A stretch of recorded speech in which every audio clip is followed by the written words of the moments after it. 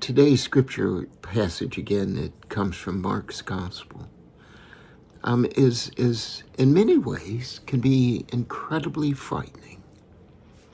Because here's what happens. Christ is at a point now in his journey to Jerusalem, to the cross, that he finally has this moment where he is going to tell his friends, his closest allies, his apostles, the truth.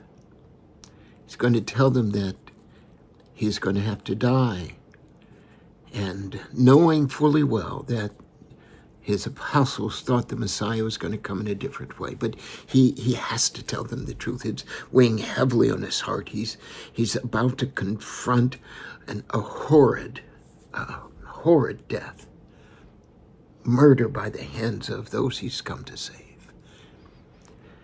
And he tells them, and they don't know what to say. They just say, "Oh yeah."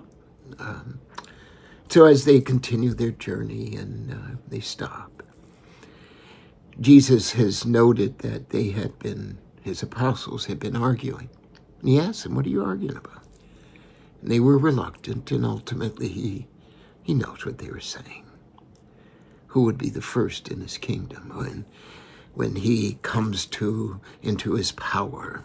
Who will be at his right hand? Who is going to be, the vice chair, the number 2 in charge? Worried about, am I going to be the best, the strongest? Am I going to be able to run it? Will I be there right next to you in strength and in power? What's in it for me?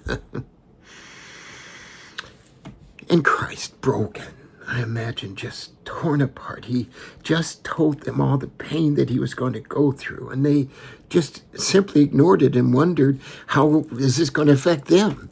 He's in pain, and they're worried about their glory. And he says, with ultimate patience, don't you get it?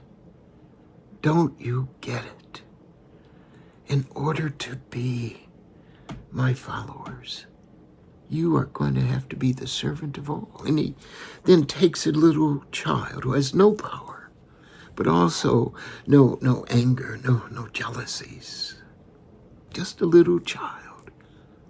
It says, in order to be first, in order to be my follower, in order to be in line with me, first in my heart, you must be the least. The least of all, the servant of all, the giver of all, the most generous, the kindest, the most forgiving, the most welcoming. So that question comes to you and I. Oh, and this cannot be avoided. No, No, we have to confront the truth of our vanities. We, not only as a people, as a human beings, but as a nation, are striving to be number one. And Christ is telling us to be the opposite. He is saying we must be the servant of all. We must be the one who gives, who is the most generous, the kindest, the most forgiving, the most welcoming. Far from that are we. It is a difficult scriptural passage. It flies in the face of how we feel as individuals, what we are taught, but it is God's truth. And so the question becomes for you and I, what kind of truth do we confront truly? How do we follow Christ truly?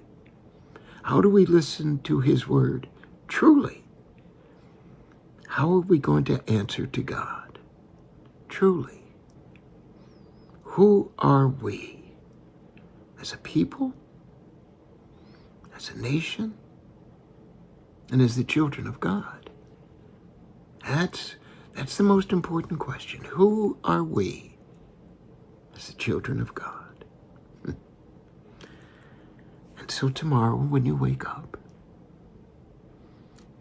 before you do anything else, brush your teeth or anything else, when you hit your knees, I want you to ask God, Lord, what are we going to do today?